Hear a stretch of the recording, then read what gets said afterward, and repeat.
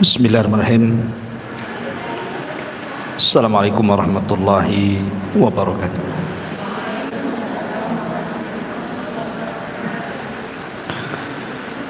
Alhamdulillah wassalatu wassalamu ala Rasulillah wa ala alihi wa sahbihi wa mawalah wa la hawla wa la quwata illa billahi wa ba'du. Alhamdulillah, segala puja dan puji hanya milik Allah subhanahu wa ta'ala. Salawat dan juga salam kita hadiahkan kepada Rasul kita Nabi besar Muhammad sallallahu alaihi wa ala alihi wasallam. Pembahasan di pagi hari ini, insyaallah kita akan membahas seputar renungan kematian. Dan ini pembahasan seputar alam barzah, dari mulai kematian, kemudian masuk ke alam barzah. Di sana ada himpitan kuburan, fitnah kubur, azab kubur, kemudian juga apa saja yang bisa menyelamatkan kita dari azab kubur, kemudian amal-amal apa saja yang bermanfaat bagi si mayat, dan begitu seterusnya. Ma'asyiral muslimat yang dimuliakan Allah subhanahu wa ta'ala, Allah subhanahu wa ta'ala berfirman, kullu nafsin dha'iqatul maut. Setiap jiwa itu pasti mengalami kematian. Siapapun manusianya, bahkan para nabi sekalipun disentuh dengan kematian. Walaupun ada diperselisihkan seperti Nabi Ilyas, apakah dia masih hidup, kemudian Nabi Khidir, apakah dia masih hidup, tapi pendapat yang kuat wallahu a'lam bahwa mereka juga sudah meninggal, kecuali yang dikecualikan Allah, Isa ibnu Maryam. Karena memang Allah subhanahu wa ta'ala yang berfirman bahwa Isa itu belum meninggal. Tetapi semua manusia pasti meninggal, hatta Isa sekalipun akan meninggal. Makanya ketika para ulama membahas kenapa Nabi Adam alaihi salatu wassalam diturunkan dari sorga ke bumi, supaya mengalami kematian. Sebab kalau Adam tetap di sorga, Adam tidak akan mengalami kematian, karena sorga itu darul khulud, tempat memang dikekalkan di situ. Makanya Adam supaya disentuh dari kematian, hikmahnya adalah diturunkan dia dari sorga ke bumi. Makanya Adam pun disentuh dengan kematian, dan seluruh anak turunannya juga disentuh dengan kematian. Apalagi kematian itu kan sesuatu yang sudah ditakdirkan. Setiap manusia itu sudah ada takdirnya. Dan semakin jauh periode Adam sampai ke umat Rasul kita Muhammad sallallahu alaihi wasallam, maka usia manusia juga semakin pendek. Terlebih Nabi sallallahu alaihi wasallam membatasi dengan kalimat a'maru ummati bainas sittina wasab'in, bahwa usia umatku itu berkisar antara 60 sampai 70 tahun saja. Artinya sedikit sekali yang melewati 70 tahun. Rata-rata manusia itu 70 tahun ke bawah pasti sudah meninggal. Makanya hati-hati nih kalau sudah 50, 60 ya siap-siap aja ya. Karena Rasul membatasi masalahnya. Kalaupun lewat, maka patut disyukuri. Karena Nabi SAW mengatakan sebaik-baik manusia itu yang panjang umurnya dan baik amalannya. Maka kalau dilewatkan 70 tahun berarti harus dijaga amalannya. Bicara tentang kematian, kita tahu bahwa di antara arkanul kiamah, rukun-rukun kiamat itu atau rukun-rukun hari akhir itu, salah satunya adalah al-maut, kematian. Makanya Nabi SAW mengatakan, idza mata ahadukum qamat qiyamatuh. Kalau seandainya salah seorang di antara kalian itu meninggal, berarti telah tegak kiamat padanya. Kiamat itu maksudnya kiamat besar itu pasti terjadi. Sebagaimana kematian juga pasti berlaku. Tetapi dari dua perkara ini yang jelas-jelas adalah kematian. Yang pasti, itu pasti adalah kematian. Sebab kiamat besar itu belum pasti kapan terjadinya. Karena Nabi SAW sendiri ketika ditanya oleh malaikat Jibril kapan kiamat, Rasul tidak jawab kan. Rasul hanya mengatakan mal mas'ulu anha bi'a'lama minas sa'il. Orang yang ditanya tidak lebih paham daripada orang yang bertanya. Maknanya Rasul dan Jibril sama-sama tidak tahu kapan kiamat. Tapi kalau kematian itu sudah kepastian. Kenapa? Karena Rasul sudah membatasi umur. Antara 60 sampai 70 tahun, sedikit yang melewati itu kata Nabi. Lah dari sini karena kematian jauh lebih pasti dibandingkan kiamat, maka sudah selayaknya manusia itu punya persiapan. Apa persiapannya? Tentu tidak lain dan bukan taqwallahi azza wa jalla, bertakwa kepada Allah subhanahu wa ta'ala. Ma'asyiral muslimat yang dimuliakan Allah subhanahu wa ta'ala, ada hadis yang panjang sekali. Hadis ini dari Bara bin Azib radhiyallahu anhu. Jadi suatu ketika Nabi SAW itu bersama para sahabat sedang hendak menguburkan salah satu jenazah. Tetapi ketika itu yang menggali lubang belum selesai menggali lahat, sehingga Rasul saat-saat menanti penggalian lahat itu, Rasul mengumpulkan para sahabatnya kemudian berceramah seputar dicabutnya ruh mukmin dan kafir. Lah Nabi SAW kemudian menjelaskan, adapun ruhnya seorang mukmin, kata Nabi SAW, maka akan dicabut dimulai dari jari jemari kaki dan juga tangan. Jadi ruh itu tercabut dari jari jemari dulu, kemudian naik ke atas sampai kemudian di tenggorokan.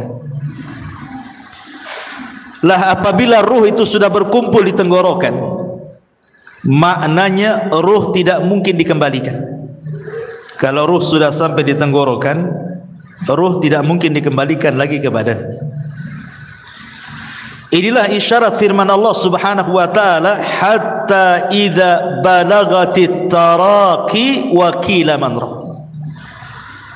Hatta idza balagatit taraq, sampai ketika ruh itu di tenggorokan, maka Allah katakan apa? Wa qila man ra, siapa yang bisa meruqyah dia? Maksudnya mengembalikan ruh ke dalam jasadnya gitu. Tidak ada.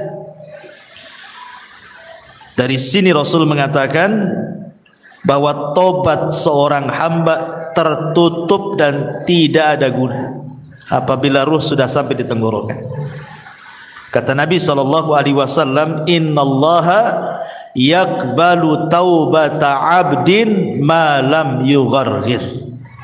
Allah itu masih menerima tobatnya seorang hamba sebelum ruh berada di tenggorokan. Kenapa demikian? Karena tadi ruh tidak bisa dikembalikan. Makanya ada dua waktu tobat itu diterima. Pertama, ruh belum mengumpul di tenggorokan. Yang kedua, matahari belum terbit dari arah barat. Kalau dua perkara belum terjadi, maka ada kesempatan tobat. Tapi kalau dua waktu sudah terjadi, maka tobat tertutup. Kemudian Nabi SAW mengatakan, apabila ruh dicabut itu tabi'ahul basar. Jadi pandangan kita mengikuti. Ruh itu kan keluar dari mulut kita.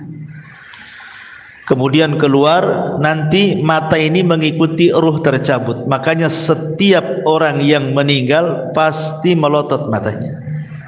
Karena mengikuti pandangannya. Makanya disunahkan ditutup supaya tidak mengenakuti orang. Lah disitulah Allah Subhanahu wa taala mengutus malakul maut dan rusulul maut. Jadi ada dua malaikat. Pertama malakul maut yang memang tugasnya hanya mencabut nyawa. Dan malakul maut itu bukan satu malaikat seperti Jibril, satu malaikat kan, Mikail satu malaikat, Israfil satu malaikat. Malakul maut ini jumlahnya banyak.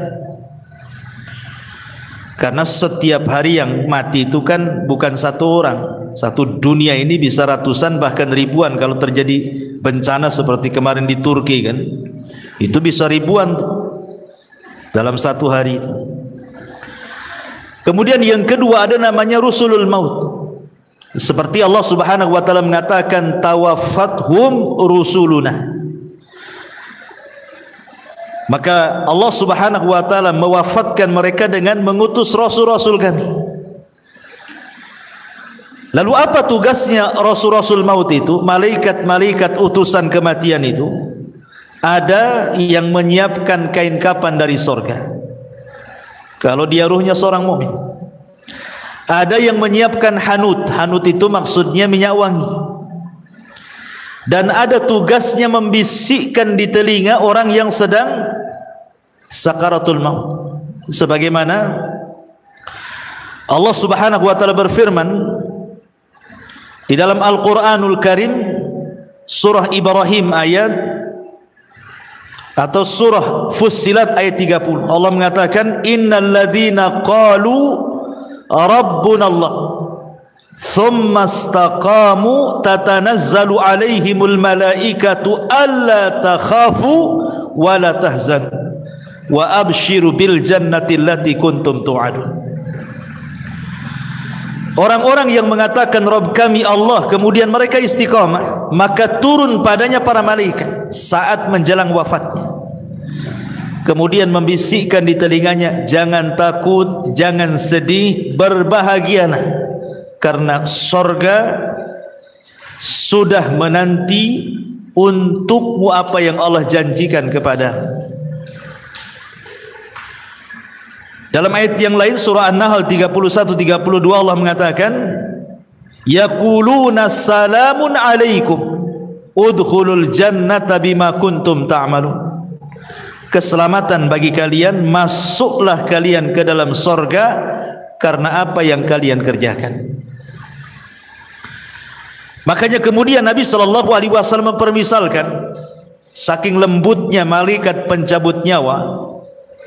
Ketika mencabut nyawa ruhnya orang yang beriman itu dipermisalkan seperti tetesan air yang terakhir keluar dari mulut teko. Makanya sering saya istilahkan kan Bu, kalau ada ibu punya teko diisi air yang banyak, kemudian kita tuang, otomatis deras sekali itu, karena masih banyak airnya.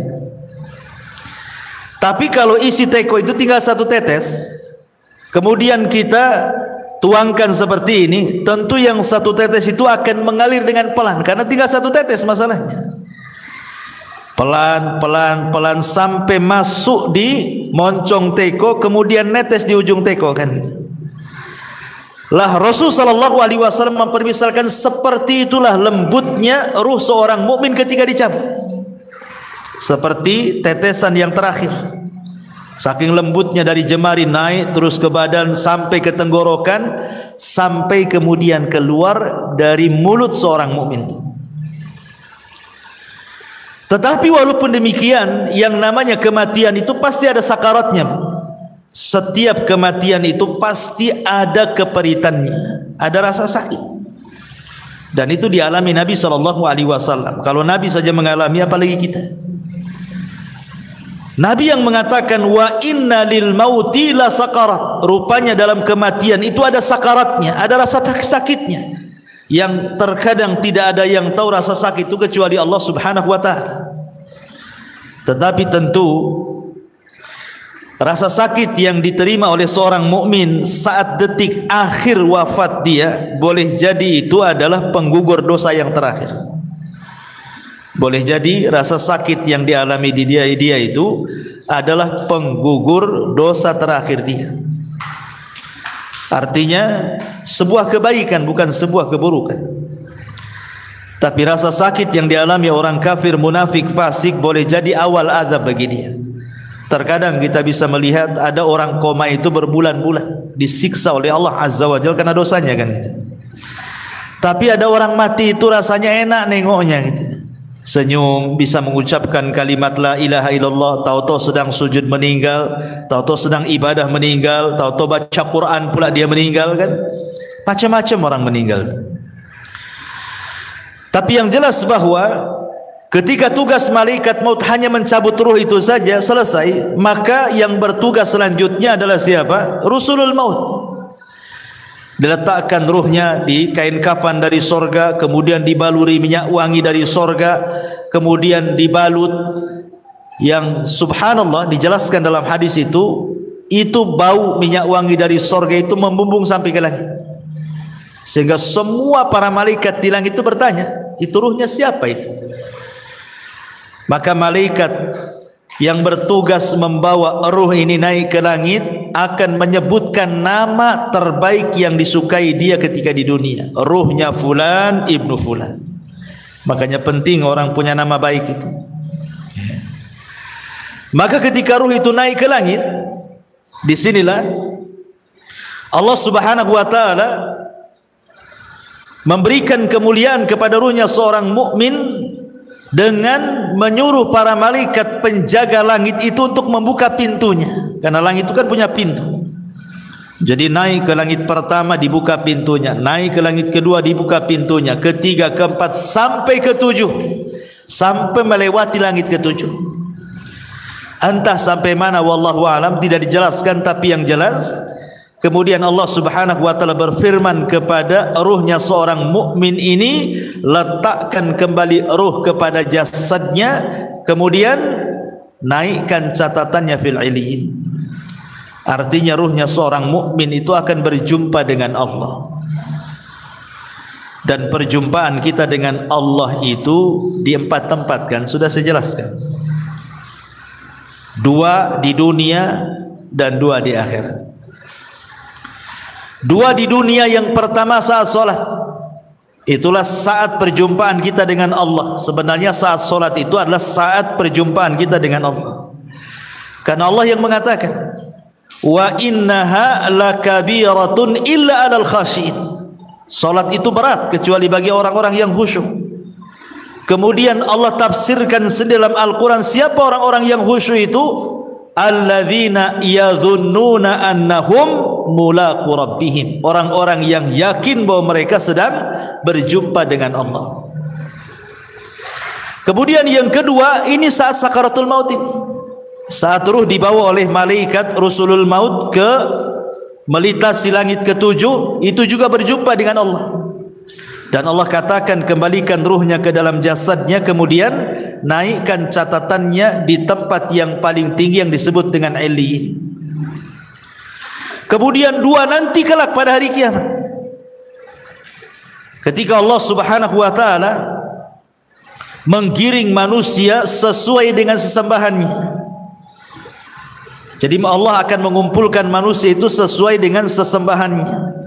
Yang nyembah sapi di sana, yang nyembah ular di sana, yang nyembah batu di sana. Jadi manusia itu akan dikumpulkan bersama sesembahannya. Ketika semua manusia dikumpulkan bersama sesembahannya, disitulah Allah Subhanahu wa taala akan menampakkan siapa yang menyembah kepada dirinya. akan menampakkan kepada manusia yang selama ini menyembah kepada dirinya. Anehnya, di situ orang yang beriman dengan orang munafik dikumpulkan. Ketika Allah Subhanahu wa taala kemudian menyingkapkan dirinya, maka semua orang-orang yang beriman sujud. Tapi orang-orang munafik tidak bisa sujud. Fala yastati'un. Inilah perjumpaan orang-orang yang beriman kelak di padang mahsyar. Dan yang terakhir tentu di sorga. Dan itu nikmat yang paling besar, ru'yatullahi azza wa jalla, memandang wajah Allah Subhanahu wa ta'ala. Jadi ketika ruh itu kemudian naik ke langit dan Allah Subhanahu wa ta'ala memerintahkan untuk dikembalikan ke dalam jasadnya, kapan itu peristiwa ini? Ketika manusia sibuk sedang fardu kifayah. Jadi ketika mayat meninggal, ruh diangkat itu kan orang-orang sibuk tuh, ada yang memandikan, ya kan? Ada yang mengkafankan, ada yang menyolatkan. Jadi mayat itu sendiri yang sudah tidak ada ruh itu sibuk sedang di fardu kifayahkan, sementara ruh itu punya kesibukan sendiri, gitu maksudnya. Baru setelah kemudian selesai menyolatkan, kemudian ruh ini dimasukkan ke dalam jasadnya dimasukkan ke dalam keranda, kemudian menuju kuburan, ya kan? Maka ruh ini kemudian masuk di situ. Kalau ruhnya orang-orang yang beriman, maka akan bicara, qaddimuni qaddimuni, segerakan aku katanya. Jadi ketika berada di atas kendaraan itu, keranda itu, maka ruhnya orang yang beriman itu yang masuk ke dalam jasadnya, dia akan bicara, tapi tidak ada yang mendengar. Ya, walaupun mungkin suaminya, istrinya, ayahnya, anaknya, nggak ada yang mendengar. Walaupun dia teriak-teriak qaddimuni qaddimuni gitu, segerakan aku. Tapi kalau ruhnya orang kafir, ruhnya orang munafik, ruhnya orang-orang fasik, dia akan berteriak-teriak, celaka kalian, celaka kalian. Ya wailaha aina tadhhabun, celaka kalian, mau dibawa kemana aku ini, katanya. Ini kalau ruhnya orang jahat nih. Mereka akan mengatakan, ya wailaha aina tadhhabuna biha, hendak dibawa kemana aku ini. Subhanallah. Kata Nabi SAW, yasma'u sautuha atau yasma'u sautaha kullu syai'in, segala sesuatu mendengar teriakannya, illal ins, kecuali manusia. Manusia tidak mendengar. Jadi ketika ruh sudah menyatu dengan jasadnya, kemudian dibawa ke arah kuburan dan hendak dikuburkan itu, dia berteriak-teriak. Binatang mendengarnya, semua makhluk mendengarnya, kecuali manusia dan jin tidak bisa mendengar. Tetapi kalau ruhnya orang baik, tadi saya katakan apa? Dia akan mengatakan qaddimuni qaddimuni, segerakan aku katanya. Subhanallah kan? Justru senang orang-orang yang beriman itu suruh disegerakan. Dari sini Nabi SAW mengatakan apa? Asri'u bil janazah, segerakan kalian memfardu kifayahkan jenazah. Kenapa demikian? Wa in taku salihatan fa khairun tuqaddimuna. Kalau memang ini orang baik, maka anda sudah berlaku kebaikan kepada orang ini dengan menyegerakan. Wa in taku ghaira dzalik, tapi kalau tidak demikian, maksudnya dia orang jahat, fasyarrun tadhauna fi riqabikum, itu sama saja meletakkan keburukan di rumah kalian. Maka segerakan. Mau orang baik segerakan, mau orang jahat segerakan. Kalau orang baik berarti kebaikan bagi si mayat, kalau orang jahat sama saja meletakkan kejahatan di rumah. Maka segerakan. Dan si mayat juga ngomong begitu, qaddimuni, segerakan aku katanya. Tapi kalau orang jahat dia mengatakan, ya wailaha aina tadhhabuna biha, mau dibawa kemana aku katanya. Akhirnya kemudian ketika betul-betul sudah dimasukkan ke liang lahat, si mayat ini sempat mendengar suara terompah. Orang-orang yang mengantarkannya itu masih mendengar dia. sampai ketika sayup-sayup semakin jauh karena meninggalkan dia. Ketika sudah les, sudah enggak ada suara lagi, maknanya dia sudah ditinggal. Dari sini kata Nabi SAW, yang pertama kali meninggalkan si mayat itu apa? Hartanya. Yang pertama kali meninggalkan si mayat itu hartanya, baru setelah itu keluarganya. Makanya Nabi SAW mengatakan dalam sebuah hadis seperti itu. Jadi yang pertama berpisah dari si mayat itu hartanya dulu. Coba sekaya apapun orang mati itu, kalau dia sudah meninggal, tetap saja kain kafannya yang murah kan itu. Walaupun dia miliarder sekalipun, tetap saja kain kafannya yang murah, yang putih. Tidak ada juga orang kaya dikafani dengan kain kafan yang mahal kan.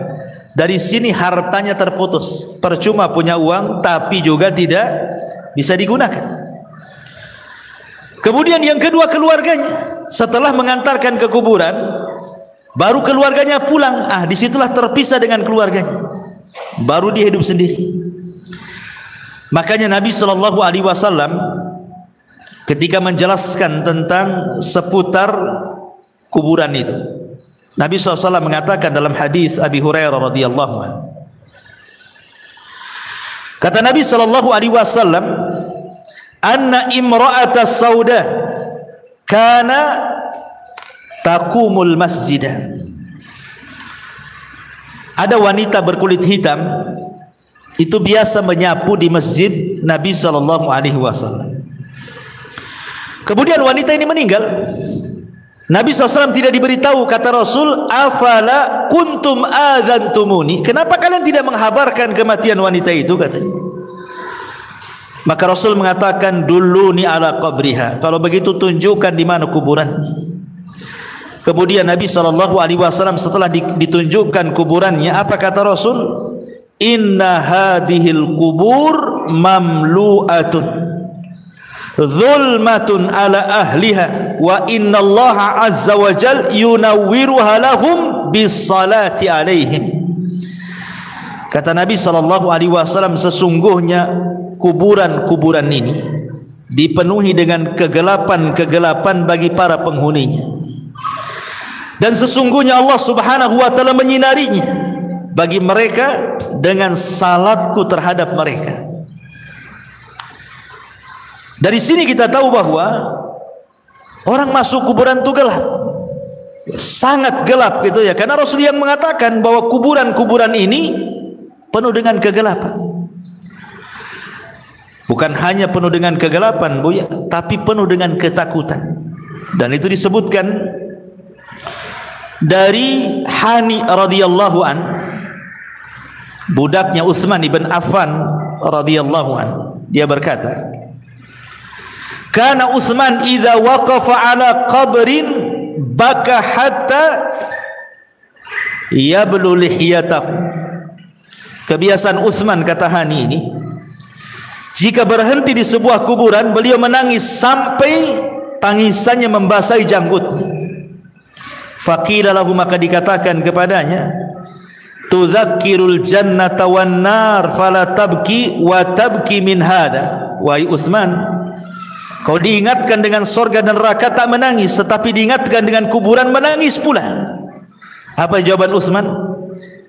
Kata Utsman ibn Affan radhiyallahu anhu mengatakan, inna nabiyya sallallahu alaihi wasallam qala, karena Nabi SAW bersabda, innal qabra awwalu manzilin min manazilil akhirah fa in naja minhu fama ba'dahu aisar minhu wa illam yanju minhu fama ba'dahu ashaddu minhu.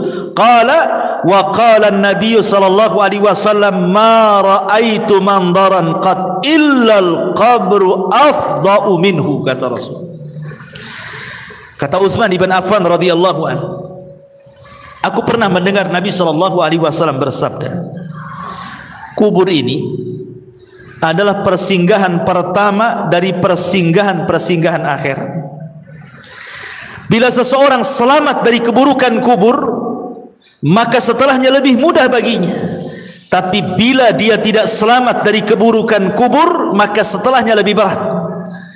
Kemudian Utsman mengatakan, sungguh aku pernah mendengar Rasul mengatakan, aku tidak melihat satu pemandangan pun yang lebih menakutkan dibandingkan kuburan, kata Rasul.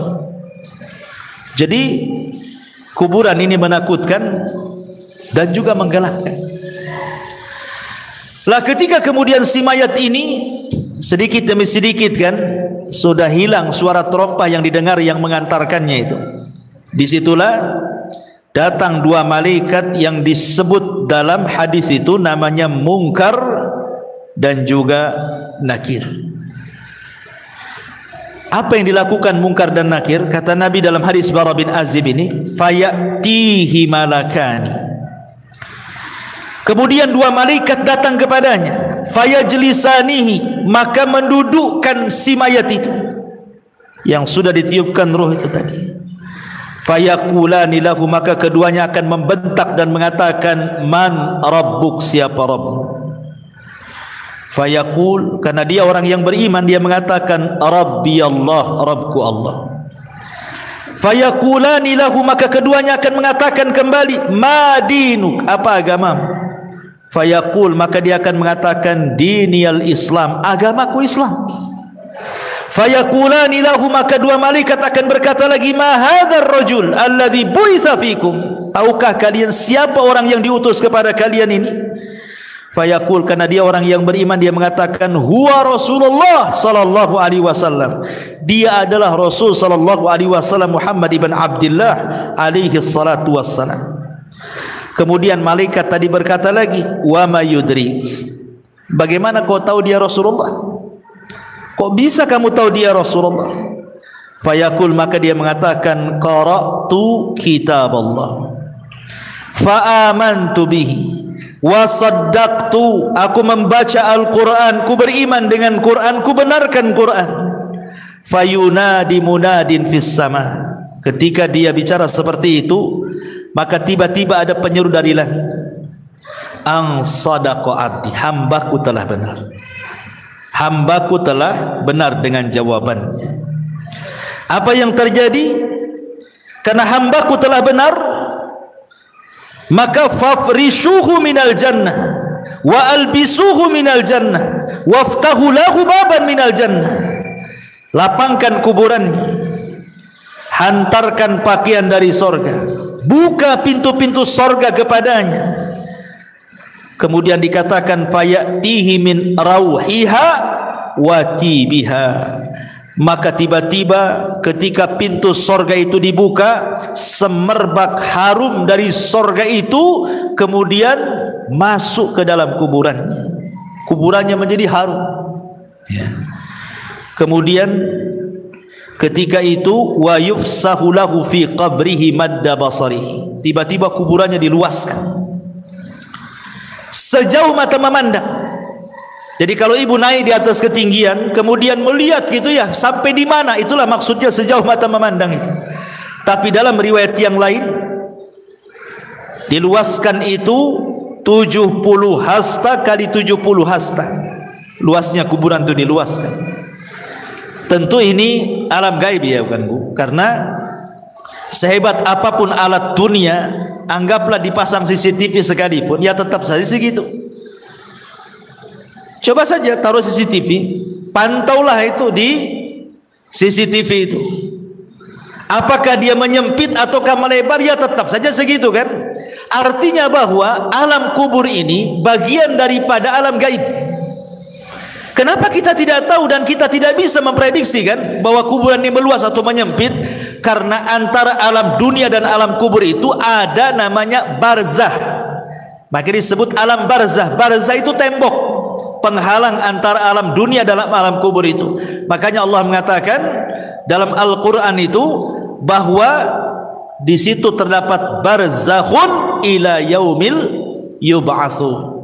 Ada barzah pemisah antara dunia dan alam kubur sampai hari dibangkitkan. Ma'asyiral muslimat yang dimuliakan Allah Subhanahu wa taala, apa yang terjadi setelahnya? Setelah kuburannya diluaskan sejauh mata memandang, subhanallah, wa ya'tihi rajulun hasanul wajhi, tiba-tiba datang seseorang indah pakaiannya, Hasanul thiyab, indah wajahnya. Hasanul wajhi, indah wajahnya. Hasanul thiyab, indah pakaiannya. Tayyibur rihi, sangat harum baunya. Fayaqul, dan dia mengatakan, abshir billadhi yasurruka hadha yaumuka alladhi kunta tu'ad. Kemudian orang ini mengatakan, berbahagialah, berbahagialah katanya, dengan apa yang menyenangkan dirimu. Inilah hari yang engkau tunggu selama ini katanya. Kemudian dia mengatakan, si mayat ini, man anta, siapa kamu? Fawajhukal wajhu yaji'u bil khairi, aku lihat wajahmu mendatangkan kebaikan. Siapa kamu ini? Sudah berbuat baik menemani aku di kuburan ini gitunya. Fayaqul, maka dia mengatakan, ana amalukas saleh, sayalah amal saleh, sayalah amal salehmu. Dalam riwayat, ketika dia mendapatkan kebaikan itu, maka orang ini mengatakan di hadapan si mayat yang beriman itu, nim naumatal arush, kalau begitu tidurlah engkau layaknya pengantin baru. Jadi disuruh tidur, sehingga ketika dia tidur, dia mimpi dengan mimpi yang indah. Itulah disebut nikmat kubur ya. Mimpi sangat indah sekali, sehingga tanpa kemudian disadar, tahu-tahu kiamat pula dibangkitkan. Ketika kiamat dibangkitkan itulah, maka orang yang baik ini kemudian memberitahu bahwa Israfil akan meniupkan sangkakalanya. Kemudian orang ini mengatakan, siapa kamu ini sebenarnya? Maka orang baik ini mengatakan, ana amalukas saleh, sayalah amal solehmu. Maksudnya sayalah solatmu, sayalah puasamu, sayalah zakatmu, sayalah silaturahimmu, sayalah ibadahmu.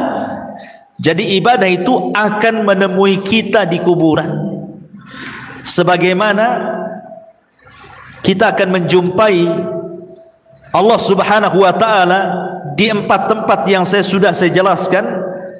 Kita juga akan menjumpai amal soleh kita di 4 tempat juga sama.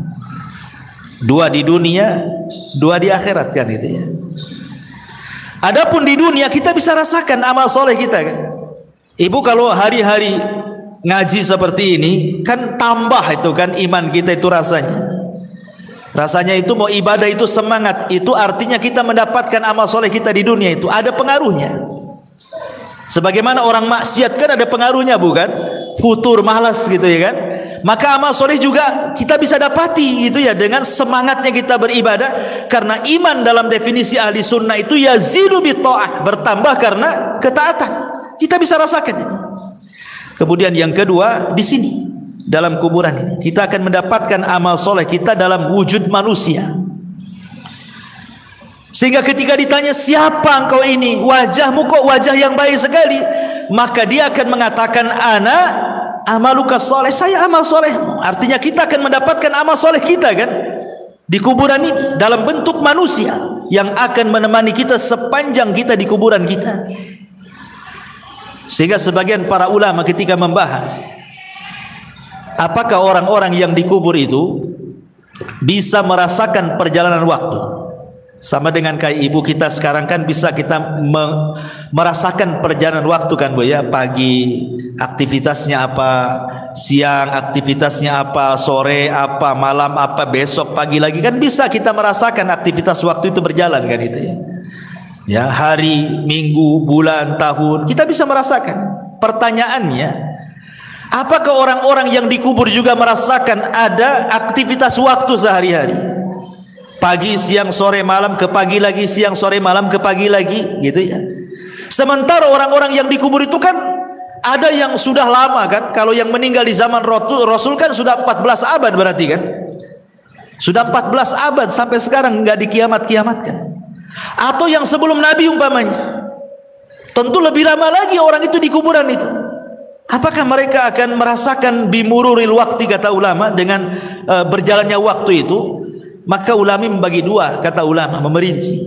Kalau yang di kuburan itu mereka orang-orang yang beriman, baik dari umat Nabi atau umat-umat sebelumnya, dan mereka mendapatkan nikmat kubur, maka mereka tidak akan merasakan berjalannya waktu. Mereka tidak akan merasakan, walaupun ratusan tahun, walaupun ribuan tahun sekalipun, mereka tidak akan merasakan berlewatnya waktu itu. Ya. Tetapi kalau mereka adalah orang-orang kafir, orang munafik, orang fasik, maka mereka akan merasakan itu. Karena itu bagian daripada azab. Ya. Jadi sekali lagi, kalau orang-orang yang beriman yang mendapatkan nikmat kubur tidak akan terasa di kuburan itu, walaupun ratusan ribuan tahun. Mana dalilnya? Dalilnya adalah peristiwa Ashabul Kahfi yang ditidurkan, atau kisah Nabi Uzair yang ditidurkan 1 abad kan, kemudian dibangunkan, kemudian ditanya, kam labista, berapa lama kau tidur itu? Dia mengatakan apa? Labistu yauman au ba'dha yaum. Perasaan aku baru tidur separuh atau 1 hari katanya. Padahal sudah 1 abad dia tidur kan. Berarti kan dia tidak merasakan tuh. Tidurnya dia tidak merasakan kan. Padahal dia sudah 1 abad, sudah 100 tahun tidur, dibilangnya baru setengah hari katanya. Begitulah orang yang di kuburan, kalau mendapatkan nikmat itu tidak terasa. Seolah-olah waktu berjalan dengan cepat. Tetapi kalau orang terkena azab, itu rasanya penat, lama waktunya menunggu. Ya samalah bukan? Kita menanti orang jenuh gitu kan, lama kali kan. Rasa mau balik saja, nggak datang-datang, ditengok tak nampak lagi, ditengok tak nampak. Ya dah, saya tinggal aja lah. Kan ada kejenuhan tuh. Ya. Tapi kalau asik Bu ya, ibu pengantin baru dengan suami kan, nongkrong tuh di taman, tahu-tahu maghrib, ya kan namanya orang nikmat, nggak pandang, kok tahu-tahu maghrib katanya gitu. Ya, jadi dari sini di dunia ini kita bisa rasakan dalam kondisi nikmat dengan dalam kondisi tidak nikmat kan itu. Lah dikubur kurang lebih seperti itu. Ya. Tetapi apakah kemudian orang-orang yang dikubur juga akan merasakan layaknya kita juga perasa gitu, kalau ibu lagi sedih? Kan ada perasaan tersiksa jiwa ini kan, atau ada masalah rasanya rungsep kehidupan ini kan. Apakah juga orang-orang di kuburan akan merasakan seperti itu? Iya, mereka juga akan merasakan. Kapan itu? Apabila ditangisi orang yang ada di atas. Kalau orang yang di atas itu melakukan niyah, niyah itu meratap kepada orang yang ada di kuburan itu, maka orang yang ada di kuburan itu merasa diazab. Maksud diazab itu bukan azab fisik, bukan, tapi azab jiwa. Jiwanya itu sedih, tersiksa. Ya. Makanya kenapa Nabi SAW melarang, tidak boleh seseorang itu melakukan niyah kan? Karena mayat itu yu'adzab, akan diazab kata Nabi SAW biniyahatil hayyi, karena niyahahnya meratapnya orang yang hidup kepada orang si mayat akan diazab. Maksudnya bukan azab fisik, tetapi dia tersiksa, hatinya tersiksa gitu ya, karena sebab tangisan orang-orang yang di atas. Makanya dilarang. Niyah itu termasuk dosa besar. Nabi SAW sampai mengatakan, kalau orang yang meratap itu tidak bertobat, kata Rasul, maka dia akan dibangkitkan kelak pada hari kiamat dengan dipakaikan pakaian dari ya, dari besi panas dulu yang timah panas, kemudian dari baju yang gatal, yang nggak bisa dicopot, gatal saja. Ya naudzubillah. Jadi mereka pun akan merasakan apa namanya ya, bahasa kitanya rungsep tuh ya, hatinya itu nggak tenang, disebabkan tangisan orang-orang yang di atas kuburan. Makanya tidak boleh kalau ada orang yang meninggal, ikhlaskan saja. Kalau menangis, menangislah sebagai tangisan rahmat karena kesedihan, bukan karena menolak takdir kan. Karena ada orang yang menangis itu karena menolak takdir kan Bu ya, meraung-raung, nanti kalau anak-anak besar jadi apa, kamu sudah nggak ada, macam-macam kan itu. Ya nanti Allah yang menentukan takdirnya, bukan si bapak yang sudah meninggal kan itu ya. Jadi itu yang tidak boleh, karena niyah itu seolah-olah tidak terima dengan takdir. Guling-guling, nangis-nangis, robek-robek, pukul-pukul, pangkas-pangkas rambut dan begitu seterusnya. Baik. Intinya bahwa ketika kemudian si mayat itu diberikan nikmat oleh Allah Subhanahu wa taala, nikmat kubur, maka dia tidak akan merasakan dengan berjalannya waktu. Waktu itu akan panjang, tahu-tahu sudah dikiamatkan.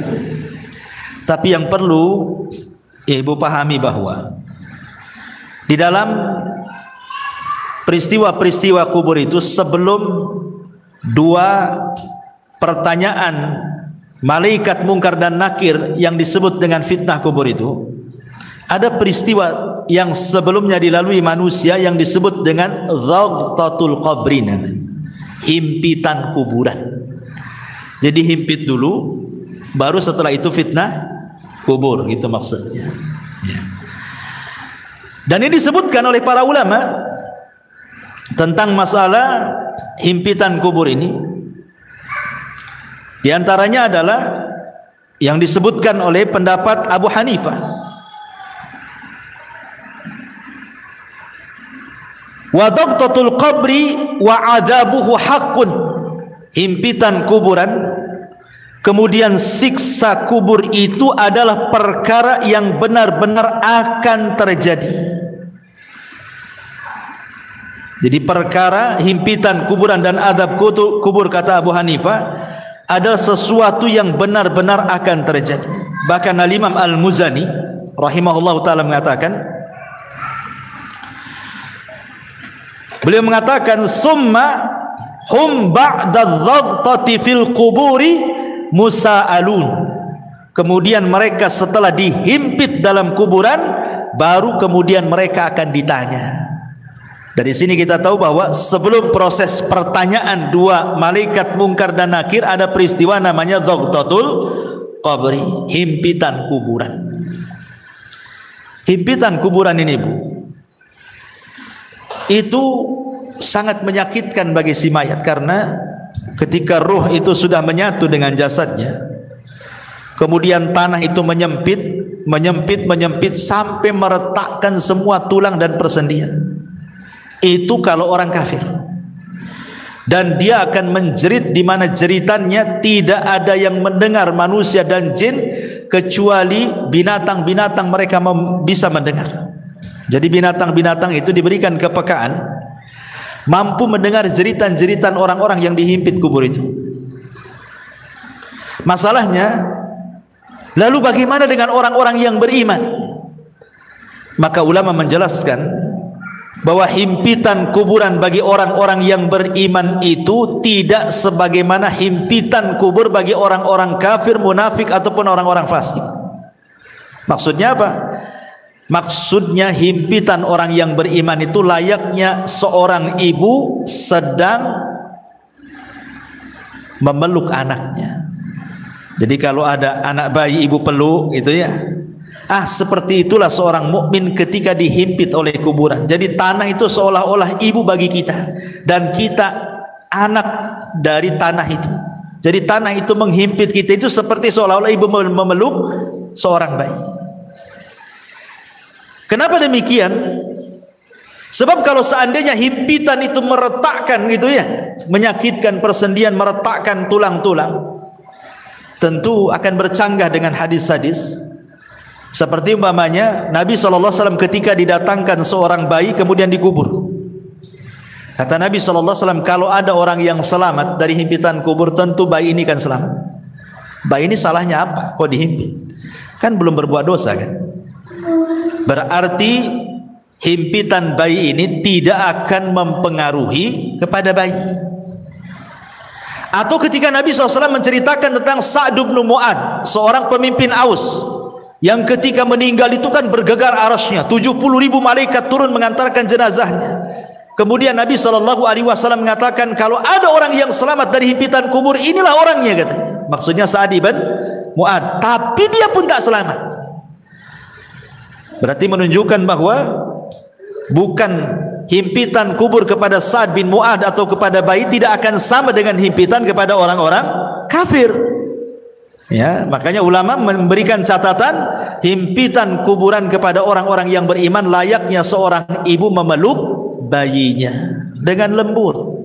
Jadi bukan sebuah siksaan gitu maksudnya, tetapi justru sebuah kabar gembira. Baru setelah himpitan baru namanya fitnah kubur, pertanyaan tadi ya. Baru setelah itu tergolong manusia kepada dua kelompok, bisa masuk pada nikmat kubur, bisa masuk kepada azab kubur ya. Baik, ma'asyiral muslimat yang dimuliakan Allah Subhanahu wa taala. Ini satu sisi ya. Maksudnya kalau ruhnya itu orang yang beriman. Sekarang kalau ruhnya orang kafir munafik, tentu sebaliknya. Sebaliknya daripada ruhnya orang-orang yang beriman.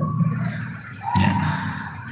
Di antaranya adalah Nabi Shallallahu Alaihi Wasallam mengatakan kalau ruhnya orang kafir ketika dicabut, Bu, itu Nabi SAW mempermisalkan seperti safud. Safud itu macam pisau yang bengkok seperti ini. Ini safud, ini pisau bengkok macam serulit gitu ya. Kemudian didatangkan kambing wol yang belum dicukur. Taulah ibu kan kambing Australia yang banyak gimbal-gimbal tuh rambutnya. Ya, kemudian pisau ini dibenamkan di kambing wol tadi. Kemudian setelah itu disiram. Secara otomatis maka bulu-bulu kambing yang disiram itu kan akan nempel di pisau, Bu. Setelah nempel di pisau, kemudian ibu cabut paksa pisau itu dengan sangat keras gitu ya. Apa yang terjadi? Pasti akan merontokkan bulu-bulunya. Kata Nabi SAW, seperti itulah ruhnya orang kafir, munafik, fasik dicabut oleh malaikat maut. Jadi akan merontokkan persendiannya. Karena ketika malakul maut mencabut ruhnya orang kafir, munafik, fasik itu, maka rusulul maut akan menghembuskan dan menakut-nakuti di telinga orang-orang yang akan dicabut itu dan mengatakan, hei ruh yang busuk, ruh yang jahat, ruh yang jelek, keluar. Di sana kemurkaan dan kemarahan Allah sudah menantimu, katanya. Gimana dia mau keluar ditakut-takuti seperti itu? Tentu tidak akan keluar. Makanya dipaksa. Dia keluarnya itu dipaksa sehingga dia akan merontokkan semua persendiannya. Dia akan merasakan sakit yang luar biasa ya. Kemudian setelah ruhnya diletakkan di kain kafan dari neraka, kemudian bau busuknya melambung ke langit, semua malaikat mencaci maki dia. Tidak ada satupun malaikat memujinya, Bu. Bahkan mencaci maki, ini ruhnya siapa busuk sekali. Bahkan malaikat-malaikat penjaga pintu langit pertama tidak akan membuka pintunya. Jangan langit kedua, langit ketiga. Langit pertama saja nggak mau buka pintunya. Dan Allah hanya mengatakan dari atas sana dan mengatakan, jatuhkan ruhnya ke dalam jasadnya. Letakkan catatannya di bumi yang paling dasar yang disebut dengan sijin. Coba bayangkan, ruh itu dilempar, Bu, sama malaikat. Tidak dihantar. Sehingga ketika ruh itu menyatu dengan jasadnya itu, ibarat ibu jatuh dari ketinggian tuh, gebuk gitu ya. Gimana rasanya? Seperti itulah rasanya. Sehingga rasanya tulang ini patah semua. Karena yang merasakan sakit itu bukan jasad, Bu, ruh. Kalau ruh dicabut, Bu, walaupun ibu dicabik-cabik jasadnya, dipotong-potong, dimutilasi, dicongkel matanya, dipotong telinganya, dicabut jarinya, nggak akan merasakan sakit kalau ruhnya dicabut. Tapi kalau ruhnya dikembalikan, itulah sakit yang dialami itu, bagaikan dia jatuh dari ketinggian, itu yang dia rasakan ya. Sudah itu pula kemudian tiba-tiba dihimpit kuburan gitu, retak semuanya kan. Sudah jatuh dari ketinggian, dihimpit dengan kuburan, makin retak semuanya lah. Sedang dia merasakan sakit, tiba-tiba dibentak pula malaikat Munkar dan Nakir. Kayak apa tuh coba? Siapa Rabb? Siapa nabimu? Ya. Siapa agamamu? Ya, nggak bisa jawablah dia. Dia aja masih merasakan sakit yang luar biasa. Ya. Makanya ma'asyiral muslimat yang dimuliakan Allah Azza wa Jal, maka dia akan terus menjerit-jerit dalam kuburannya. Manusia dan jin tidak akan mendengarnya kecuali hewan-hewan atau binatang-binatang yang Allah takdirkan mampu mendengarnya. Ma'asyiral muslimat yang dimuliakan, dan begitu seterusnya. Dan Allah Subhanahu wa taala ketika dia tidak sanggup menjawab, apa kata Allah? Angkadzaba abdi, hambaku telah berdusta. Bukakan pintu neraka, hempaskan panasnya. Lah disitulah dia akan mengalami yang disebut dengan azab kubur ya. Ini sekilas tentang kematian, fitnah, himpitan, azab dan juga nikmat kubur. Baik. Kita masuk pada pembahasan berikutnya. Ma'asyiral muslimat yang dimuliakan Allah Subhanahu wa taala. Kalau kita sudah tahu dan kita yakin dan percaya di sana ada nikmat dan azab kubur, lalu apa saja hal-hal yang bisa kita ini terhindar dari itu semuanya? Apa caranya supaya kita bisa terhindar dari azab kubur itu? Karena begini Bu, dalam sebuah hadis tentang Nabi SAW. Jadi suatu malam Nabi SAW itu pernah bermimpi Bu. Dalam mimpinya datang dua malaikat kemudian membawa dia, dan mimpinya Nabi itu wahyu, lain dengan mimpi kita. Dibawa ke sebuah tempat, ya. Kemudian disitulah rupanya diperlihatkan tentang azab-azab yang luar biasa. Sampai Rasul heran, kenapa mereka? Azab apa yang mereka lakukan gitu ya? Apa di antara yang Rasul lihat? Dan ulama sepakat bahwa hadis ini bicara tentang azab kubur, bukan azab neraka. Di antaranya Nabi SAW melihat ada orang yang dipecahkan kepalanya dengan batu, kan? Dipecahkan kepalanya dengan batu. Kemudian setelah dipecahkan nih, kemudian malaikat yang memecahkan kepala itu pergi hendak mencari batu lain. Kemudian datang lagi, kepalanya sudah utuh lagi, dipecahkan lagi. Kemudian sudah pecah, dia pergi lagi cari batu lagi yang baru, datang lagi, rupanya kembali lagi kepalanya. Asik gitu saja. Jadi Rasul mengatakan, mahadan, ini siksaannya apa nih orang ini, kok ngeri kali gitu ya. Rupanya kemudian malaikat mengatakan bahwa siksaan orang ini karena ketika datang waktu sholat sengaja dia tidur. Datang waktu sholat, harusnya kan dia sholat, sengaja pula dia tidur. Kemudian yang kedua, ada lagi orang itu digambarkan oleh Nabi SAW. Subhanallah, orang ini kakinya di atas digantung, kepalanya di bawah. Kemudian di sampingnya ada orang bawa pisau bengkok, kemudian dimasukkan di mulutnya, kemudian dirobek sampai tengkuknya.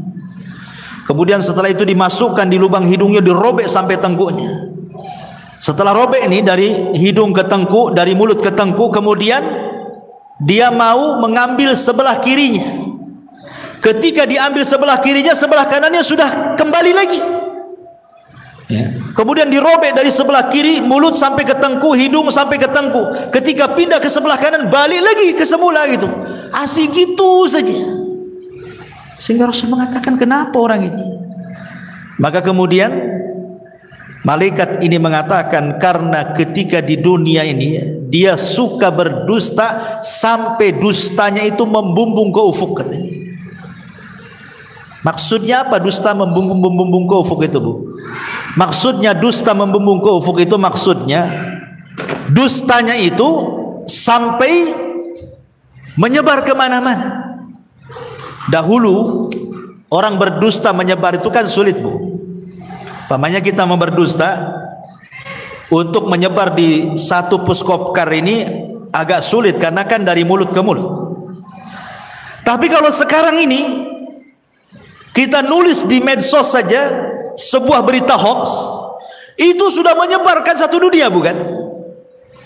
Jadi hadis ini baru dipahami oleh para ulama, rupanya inilah yang dimaksud orang berdusta sampai membumbung ke ufuk itu. Sekali nulis kemudian langsung di-share, bukan hanya satu grup, satu dunia tahu.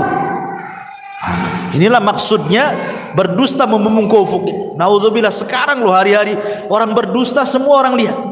Ya, maaf saya minum.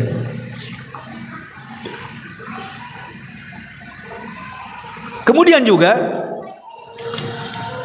ada juga Nabi SAW melihatkan ada orang yang telanjang, tidak pakai baju dan tidak pakai celana, telanjang bulat. Laki-laki dan perempuan rupanya berada di penggorengan kan, bejana. Kemudian dibakar di bawahnya. Dia tidak bisa keluar dari bejana itu. Kepanasan luar biasa. Ketika ditanya, rupanya mereka adalah para pezina. Kemudian Rasul melihat lagi ada danau semua darah, bukan air tapi darah.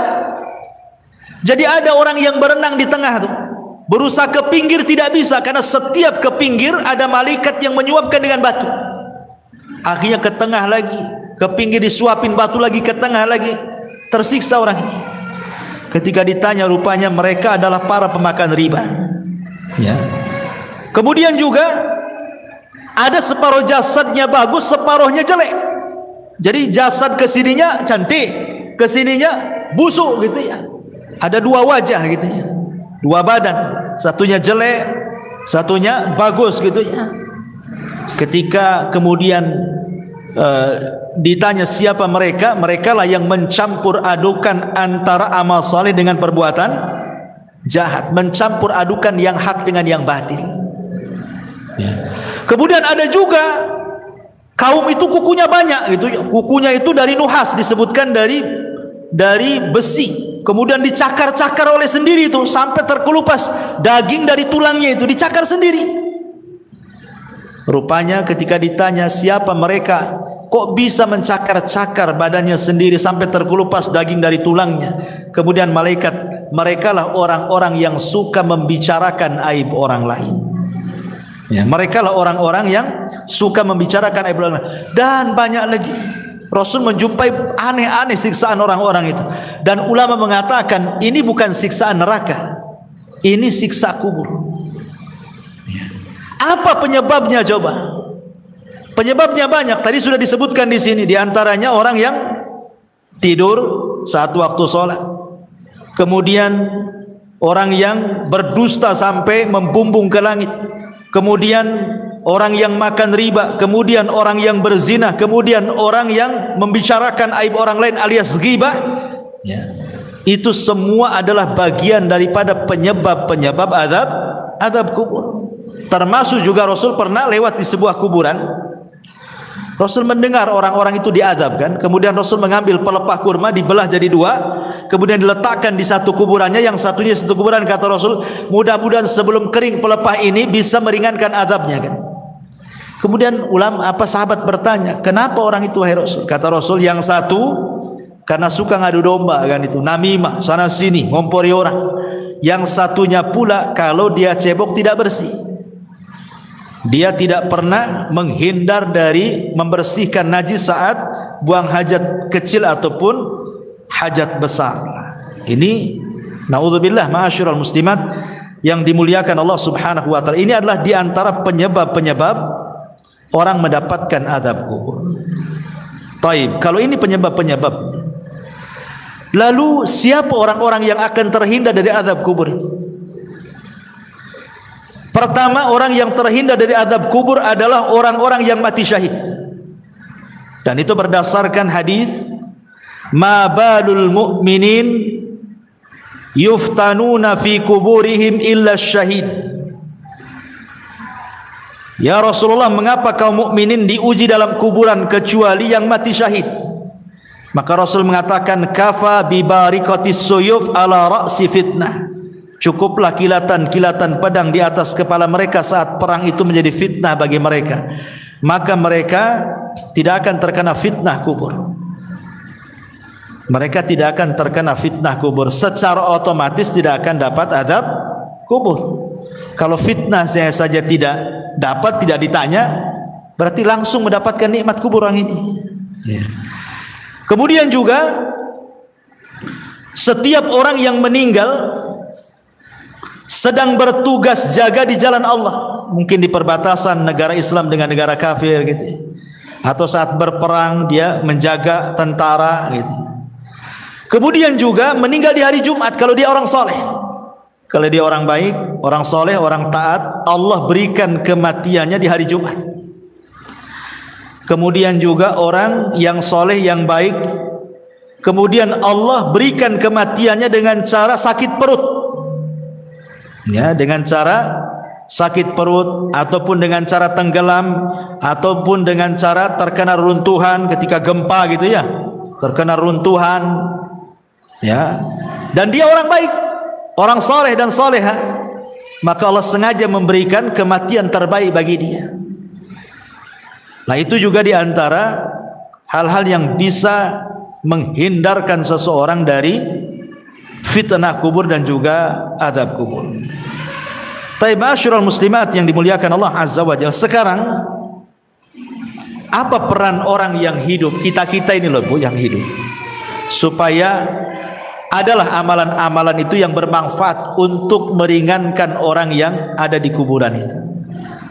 Apa yang harus kita lakukan? Ma'asyiral muslimat yang dimuliakan Allah Subhanahu wa taala. Sebelum saya menjelaskan hal ini, saya akan jelaskan amalan-amalan yang bermanfaat dulu bagi si mayat itu.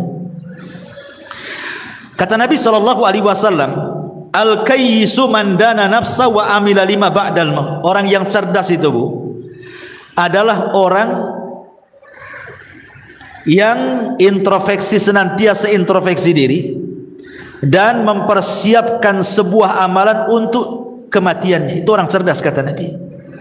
Amalan ini kan banyak Bu ya kan, macam-macam amalan di dunia ini. Tetapi orang yang cerdas itu pasti dia akan memilih mana-mana amalan yang bermanfaat untuk kematiannya, mana-mana amalan yang sedikit manfaat untuk setelah kematiannya. Lah di antara amalan-amalan yang sangat bermanfaat untuk setelah kematiannya disebutkan dalam beberapa riwayat. Pertama, ketika Nabi SAW bersabda dari hadis Muslim, "Idza mata ibnu Adam inqata'a amaluhu illa min thalathin. Shadaqatin jariyah aw ilmin yuntafa'u bihi aw waladin salihin yad'u lahu." Apabila anak Adam meninggal dunia, terputus amalnya kecuali 3 perkara: sedekah yang mengalir, ilmu yang bermanfaat, atau anak saleh yang mendoakan orang tuanya. Hadis yang kedua, hadis dari Abu Hurairah radhiyallahu an yang dikeluarkan Imam Ibnu Majah. Rasul mengatakan, "Inna mimma yalhaqul mu'min min amalihi wa hasanatihi ba'da mautihi." Sesungguhnya yang sangat bermanfaat bagi seorang mukmin dari amalannya setelah kematiannya dan dari kebaikannya setelah kematiannya, pertama, ilman 'allamahu wa nasyarahu. Ilmu yang ibu pelajari, kemudian ilmu itu didakwahkan ibu dan ibu sebarkan. Sekarang kan mudah menyebarkan ilmu kan, di tangan ibu kan ada handphone nih, pamannya sekarang ngaji, ibu rangkum, kemudian ibu tulis, kemudian ibu share di grup-grup, kan sama dengan menyebarkan ilmu. Daripada ilmu selfie nggak jelas kan, bagus kita nyebarkan ilmu gitu ya, jelas manfaatnya setelah kematian. Wa waladan salihan tarakahu, atau anak saleh yang ibu didik. Ibu didik sehingga anak ini menjadi anak yang saleh. Tidak mesti anak sendiri, entah anak saudaranya, entah anak orang, ibu ambil angkat, ibu didik sampai dia paham agama, kemudian ibu meninggal dan dia mendoakan, maka itu sangat bermanfaat. Wa mushafan warathahu, atau ibu mau wakaf mushaf. Beli mushaf di pasar 1-2 mushaf, cari masjid yang nggak ada mushafnya, taruh di situ supaya orang baca. Ya. Atau mungkin ada saudara-saudara kita yang belum punya mushaf. Ya, ibu bisa datang ke orang-orang yang nggak punya mushaf, ibu belikan mushaf, ibu kasih dia supaya baca. Itu sangat bermanfaat. Au masjidan bana, atau masjid yang sedang dibangun, ibu ikut nyumbang supaya cepat terbangun masjidnya. Au baitan libni sabil bana, atau ibu sengaja buat kos-kosan 5 pintu, yang 2 dikontrakkan, yang 3 sengaja bagi orang-orang yang tamu-tamu yang dari jauh yang cari pekerjaan gitu ya. Nah, kasihlah kontrak tanpa bayar, sebulan gratis, 2 bulan gratis, 3 bulan gratis, sampai dia punya pekerjaan umpamanya kan. Alhamdulillah ya. Ataupun nahron ajrah, ataupun mungkin ada masjid, ada pesantren, ada masyarakat butuh air. Nah, ibu danai buat sumur bor atau beli air atau apa. Aw sadaqatan akhrajaha min malihi fi sihhatihi wa hayati, atau ibu sedekah ketika ibu sehat, ketika ibu masih hidup ibu bersedekah. Yalhaquhu min ba'di mauti, itu bisa sampai setelah kematiannya. Ini amalan yang bermanfaat bagi si mayat. Kemudian juga hadis yang ketiga, hadis Jarir ibn Abdillah al-Bajali, Rasul mengatakan, man sanna sunnatan hasanatan, barang siapa yang berikan contoh terbaik kemudian diikuti orang, kemudian diikuti lagi orang lain, akhirnya banyak mengikuti, maka dia akan mendapatkan pahala, dan pahala orang mengikutinya sampai pun dia sudah meninggal akan mengalir terus gitu. Ini juga memberikan contoh yang terbaik kepada orang lain. Termasuk juga adalah hadis juga, amalan yang paling baik selain daripada itu adalah doa, haji, umroh, dan begitu seterusnya ya. Ini diantara amalan-amalan ya. Lalu kita yang hidup, umpamanya ayah kita meninggal, ibu kita meninggal, suami atau istri atau siapalah dari orang yang kita cintai meninggal, bagaimana cara membahagiakan mereka? Para ulama mengatakan yang paling mudah membahagiakan orang yang ada di kubur itu doa. Itu yang paling mudah. Kalau ibu ingin membahagiakan orang tua yang sudah meninggal, ibu yang sudah meninggal, bapak yang sudah meninggal, kita ingin membahagiakan mereka, maka ibu terus berdoa sejak dia meninggal sampai hari ini, walaupun mungkin berpuluh-puluh tahun. Berdoalah dengan 3 kata. Apa itu? Allahumma gfir lahu, ya Allah ampuni dosanya. Maka dia sangat bahagia bu kalau ibu ngomong begitu. Yang kedua, Allahumma arhamhu, ya Allah kasihi dia, rahmati dia. Itu sangat bahagia kalau dia mendengarnya. Yang ketiga, Allahumma tsabithu, ya Allah tetapkan dia. Yusabbitullahu alladhina amanu bil qauli tsabit, ya Allah mantapkan jawabannya supaya jangan salah ya. Karena orang itu kan akan terus diazab oleh Allah Subhanahu wa taala kan. Kalau dia dapat azab kubur, naudzubillah. Kalau dia dapat nikmat kubur, alhamdulillah. Lah orang-orang yang diazab itu mereka juga menunggu-nunggu kita gitu ya, doa-doa kita itu. Karena itu bisa meringankan azab mereka. Dengan kita berdoa kepada Allah, ya Allah ampuni dosa dia, rahmati dosa dia, mantapkan dia ya Allah, berikan dia kemudahan di situ. Itu sangat bahagia si mayat itu. Bahagia sekali. Termasuk juga yang kedua setelah doa, sedekah. Sedekah itu membahagiakan orang mati. Ibu ada uang, nampak ada masjid, saya sedekah untuk orang mati. Nampak ada orang fakir miskin, anak yatim, sedekah untuk orang mati. Nampak ada orang yang perlu kita bantu, sedekah untuk orang mati. Dan begitu seterusnya bu. Itu sangat bahagia orang si mayat itu. Itu sebenarnya yang bisa membahagiakan orang yang sudah mati itu. Doa dan sedekah. Itu yang sudah jelas-jelas.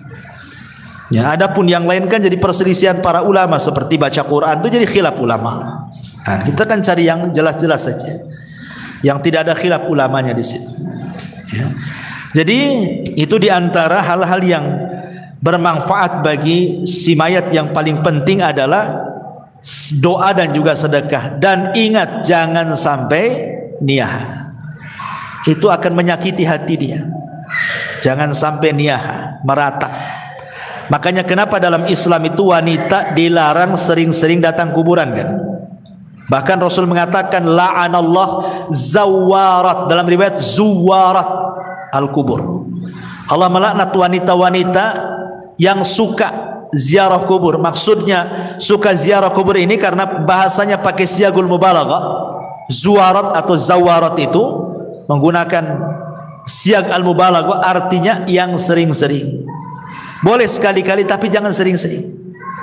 Karena sering-sering ziarah kubur itu akan menggugah sehingga orang itu takut meratap. Ya, meratap itulah yang tidak boleh. Makanya cukuplah para wanita ini berdoalah dalam solat-solat, dalam sujud, terutama dalam sujud ya. Itu yang paling efektif dalam sujud, karena kedekatan kita dengan Allah itu saat sujud. Minta saat sujud, minta saat sepertiga malam. Itu sangat bahagia orang-orang yang ada di kuburan dengan doa-doa kita kepada mereka, dan itu yang dinanti-nanti. Nah, ini juga diantara hal-hal yang berkaitan dengan hal-hal yang bisa membahagiakan mereka. Wallahu alam, saya kira cukup, sudah hampir setengah 12. Taib, sebelum saya tutup, kalau ada yang bertanya silakan.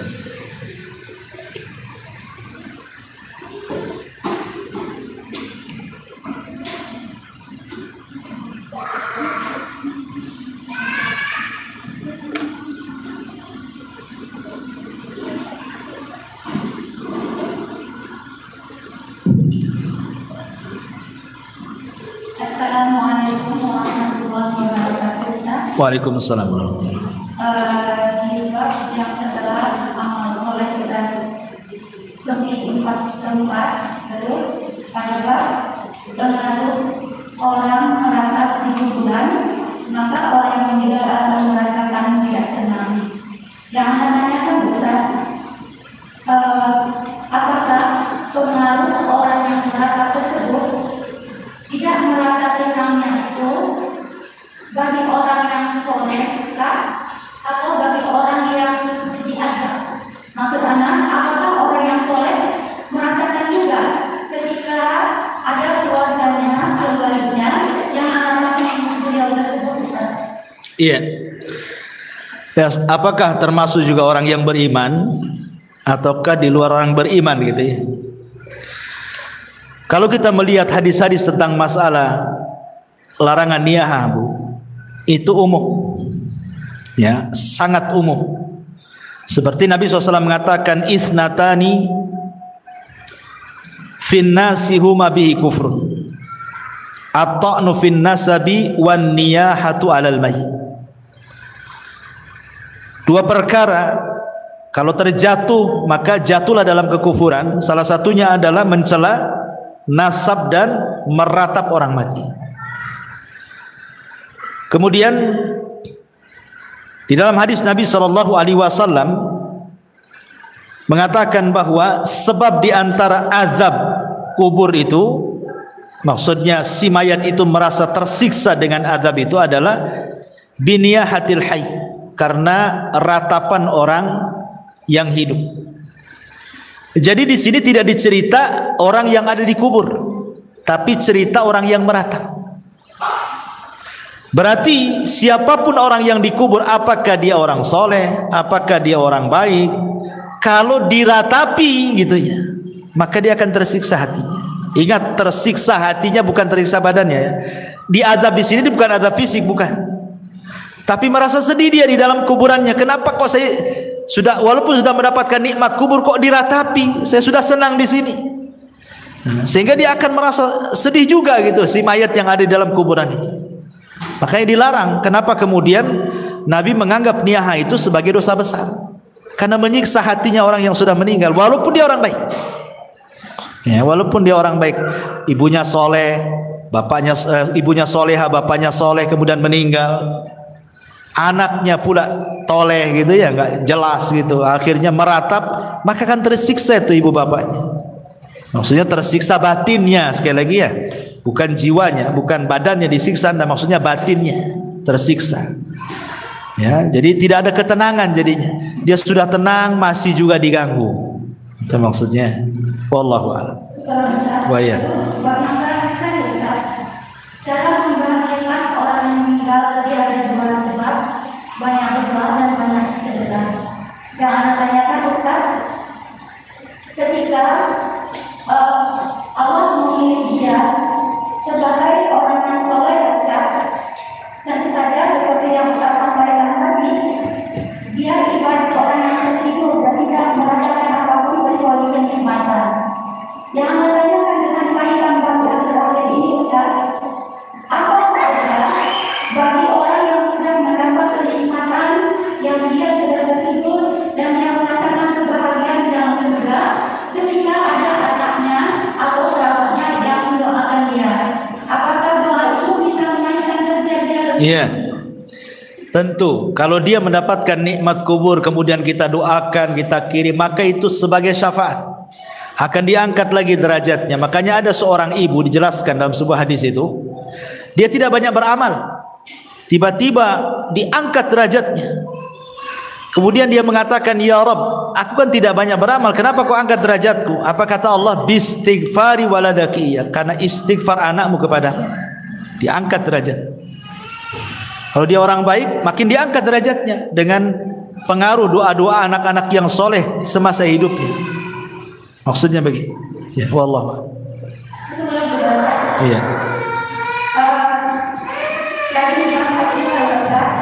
Ketika orang-orang yang meninggal tersebut, Allah sudah menentukan ketika dia beramal soleh, itu kan sudah diutus dua malaikat dan dua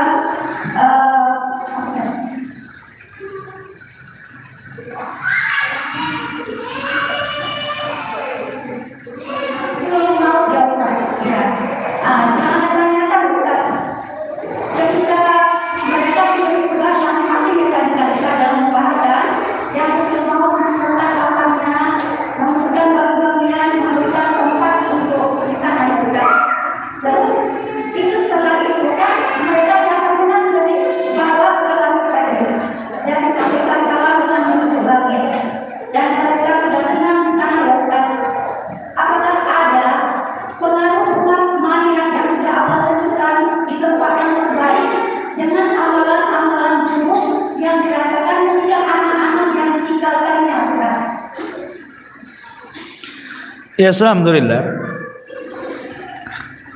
Kalau dia orang baik kemudian anak-anaknya tidak baik, itu kan disebabkan karena apa dulu ya kan?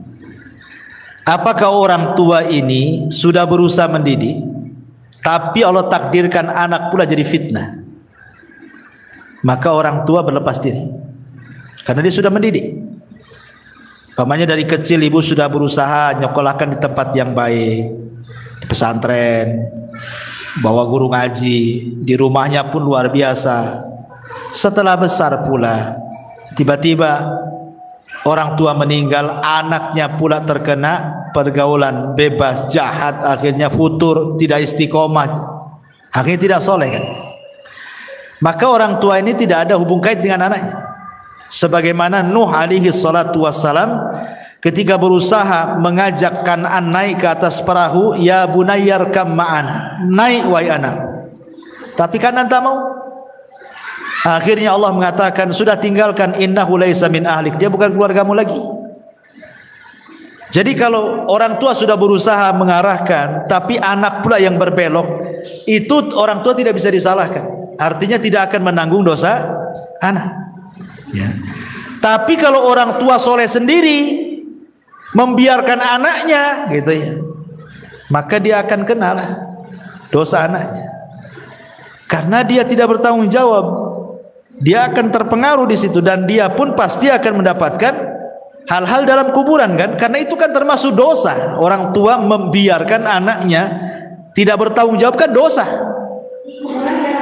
Iya jelas, karena dia berbuat dosa lah kan gitu. Di dunianya berbuat dosa.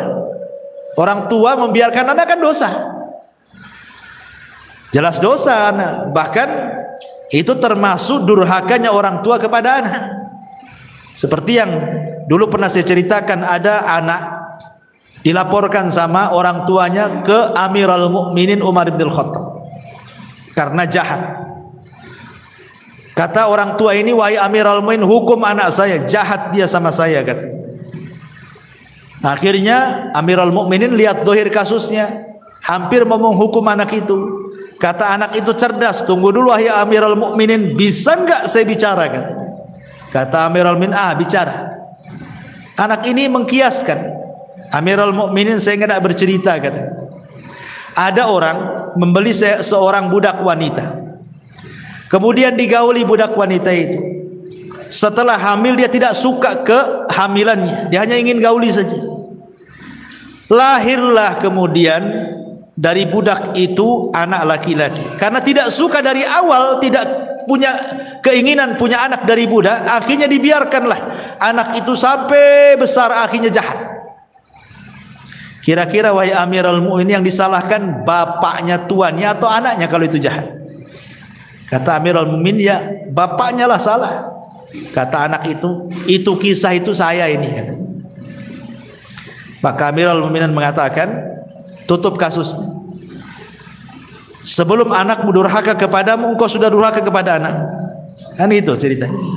Ya, jadi tidak semua durhaka itu berasal dari anak ke orang tua. Orang tua pada anak pun bisa durhaka, gitu maksudnya. Ketika tidak mendidik, kan, berarti kan dosa besar, dia melanggar karena tidak bertanggung jawab. Sementara Rasul mengatakan kullukum ra'in wa kullukum mas'ul. Kalian itu pemimpin dan akan ditanya setiap kepemimpinannya, kan. Ya jelas pengaruh itu. Dosa anak itu akan terbawa kalau itu kesalahan orang tua. Ya, wallahu a'lam.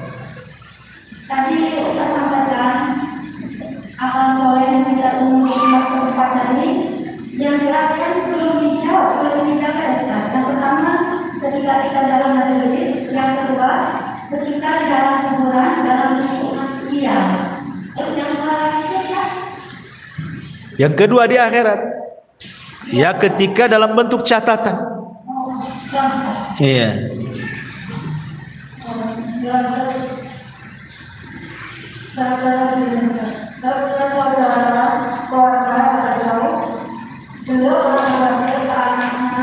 Jangan sampai karena orang tua yang keluar, kemudian karena anak itu ingin menjaga tersebut, saya langsung apakah boleh atau tidak, apakah orang itu boleh menjaga tersebut. Itu harta waris. Harta waris dibagi, dijual. Karena wasiat itu tidak boleh di atas kebatilan. Wasiat itu harus yang baik. Itu kan wasiat jangan dijual kemudian meninggal, nanti jadi ribut ahli warisnya. Ya kan, wasiat itu yang baik. Kalau yang tidak baik kan tidak perlu ditaati. Kalau sampai kemudian cerai-berai gara-gara warisan, sebaiknya nggak apa-apa melanggar wasiat, karena wasiatnya kan tidak sesuai dengan syar'i. Harusnya kan tidak begitu wasiatnya. Kalau saya mati bagi, kan itu harusnya. Itu wasiat yang benar. Maka sebaiknya dibagi, Om. Kalau tidak masalah. Iya, sekarang generasi anak pertama mungkin tidak ada masalah. Nanti yang satu mati, kemudian datang pula anaknya. Yang namanya hidup ini kadang pasang surut. Kadang-kadang saya pernah menyaksikan, Bu, ada orang itu ketika ekonominya bagus, dia nggak mau harta waris, nggak mau. Cukup dengan yang ada saja. Allah takdirkan bankrupt dia, baru ngorek-ngorek waris. Artinya bahwa manusia itu pasti akan mengalami pasang surut, kan. Ada orang yang ketika sehat merasa saya tidak perlu waris, ketika sakit nggak punya duit, mau berobat, melirik harta waris akhirnya. Butuh juga dia. Kalau yang lain menahan, zalim dia mau berobat gak ada duit, zalim jadinya. Orang ini mau berobat, apa dibiarkan dia mati, nggak dicairkan warisannya? Itu sama dengan membunuh saudaranya. Ya, sebaiknya makanya kata Rasul itu cepat waris itu dibagi, supaya satu bermanfaat bagi ahli waris untuk modal, untuk biaya perobatan, untuk pendidikan anak, atau manfaat bagi si mayat. Boleh jadi anaknya yang baik, dia dapat waris karena sudah kaya. Warisan gak seberapa, saya sedekahkan sajalah untuk orang tua saya, kan jadi manfaat, kan. Jadi manfaatnya itu bisa ke orang mati, bisa ke ahli warisnya. Itu kalau waris itu. Kalau tidak, banyak konflik itu, banyak bunuh-bunuhan gara-gara waris. Ya, silaturahim terputus gara-gara waris. Banyak madharatnya waris itu kalau nggak seperti begitu. Wallahu a'lam.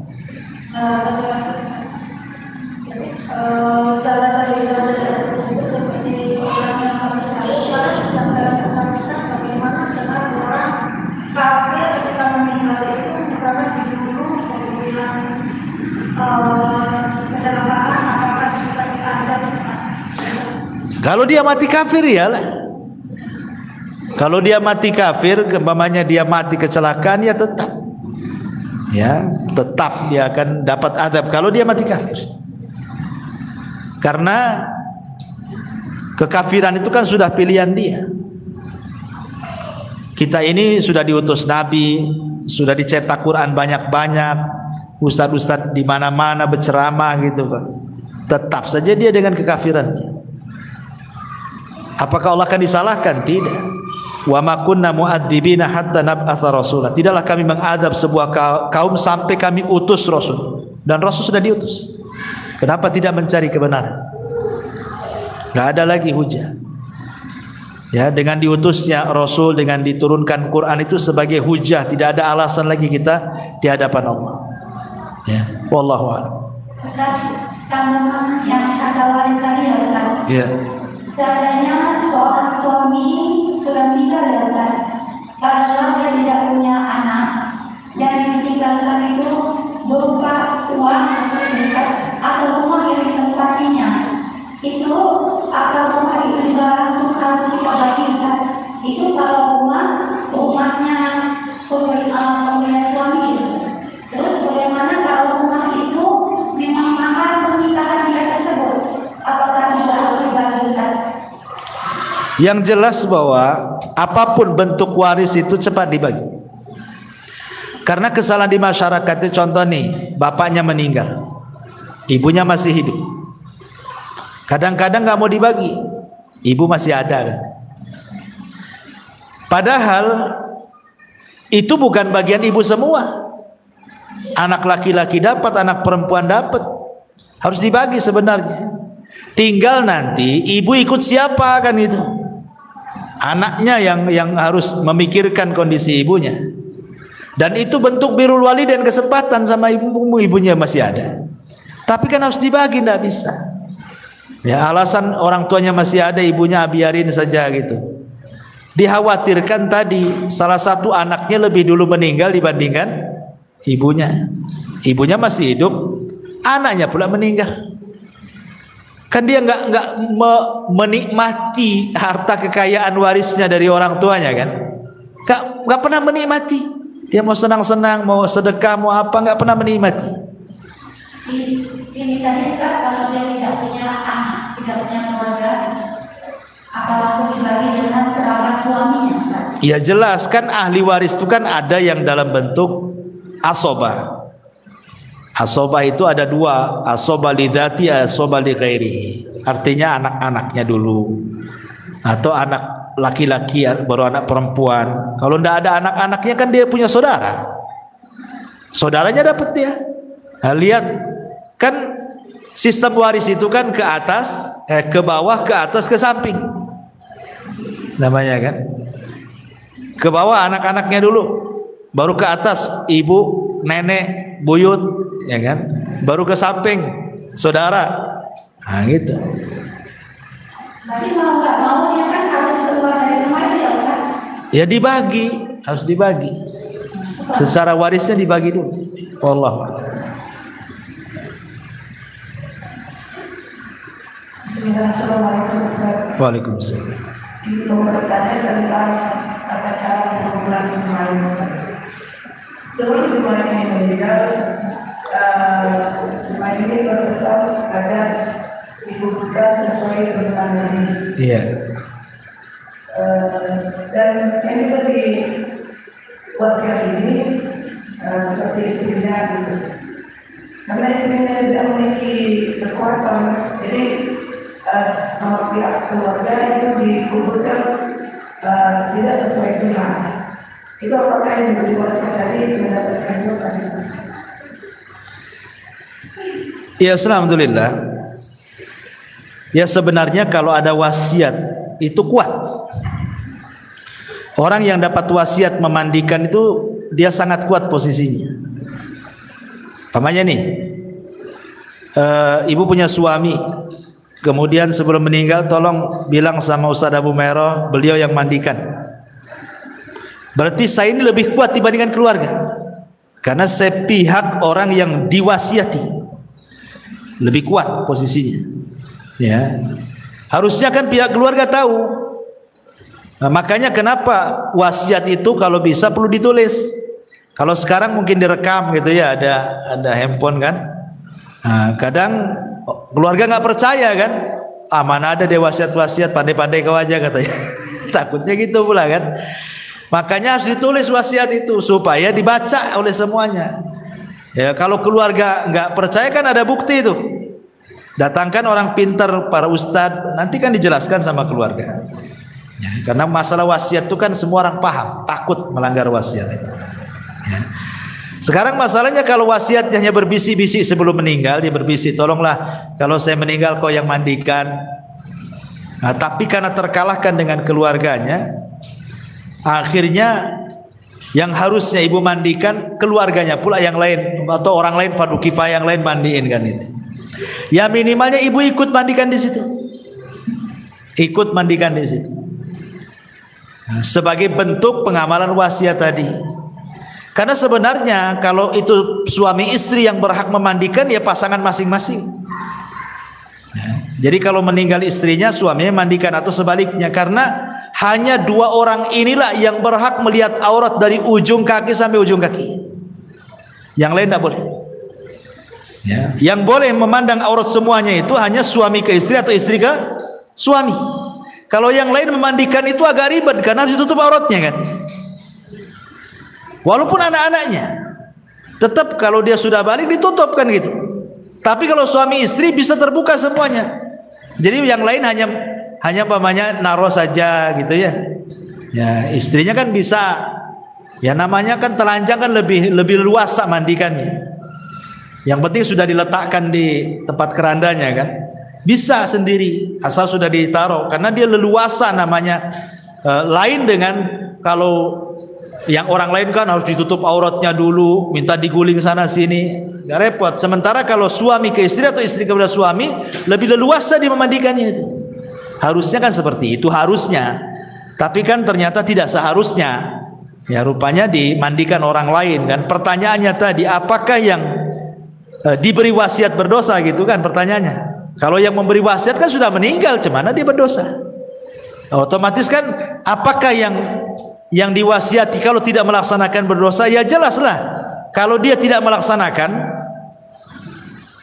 dan dia tidak ada uzur. Lain kalau uzur pemain sakit, dia tidak bisa memandikan atau jauh, tolonglah pamannya orang Amerika, tolong Ustaz Abu Mereng mandikan. Saya ke Amerikanya kapan kan itu? Ada uzur kan? Atau sakit atau apa lain? Lo nggak ada uzur gimana kan? Ya harus dimandikan dia. Kalau nggak ada uzur. Dan dia berhak namanya istrinya kepada suami atau suaminya kan lebih berhak sebenarnya. Maksudnya lebih punya power gitu kan. Ini suami saya. Gitu. Saya berhak memandikan. Kalaupun yang lain ikut ya silakan dari keluarganya kan. Tetapi tetap yang diberikan wasiat harus ikut mandikan di situ. Wallahu a'lam. Tapi apabila ada seseorang mu'alaf meninggal kemudian dimakamkan dengan cara kafir, bagaimana hukumnya? Ya ini berdosa ini. Satu kampung berdosa. Karena kan fardu kifayah. Kalau seandainya nih orang Zatu Puskopkar nih, ada orang muslim meninggal, anggap mu'alaf, kemudian dibiarkan dikembalikan ke keluarganya yang kafir, berdosa semua. Kenapa? Karena fardu kifayah itu kalau ada yang melaksanakan sebagian gugur bagi yang lain. Tapi kalau seandainya tidak ada yang melaksanakan berdosa semua. Ya. Kecuali kalau memang dari pihak keluarga maksa kan, ini anak saya, kalian yang nggak usah ikut-ikut kan. Sementara kita tidak punya pemerintah yang kuat menekan bahwa seorang muslim tidak boleh lagi dimandikan oleh keluarganya yang kafir kan. Ya itu kan darurat namanya. Ya, tapi kalau kita biarkan jelas-jelas dia seorang muslim tidak dimandikan, berdosa semua lah. Karena fardu kifayah itu yang kalau sudah dilaksanakan sebagian berarti gugur bagi yang lain. Kalau tidak dilaksanakan berdosa semuanya. Alhamdulillah. Wallahu a'lam. Ya saya kira cukup. Hampir jam 12. Subhanallah bihamdika asyhadu an la ilaha illa anta astaghfiruka wa atubu ilaik.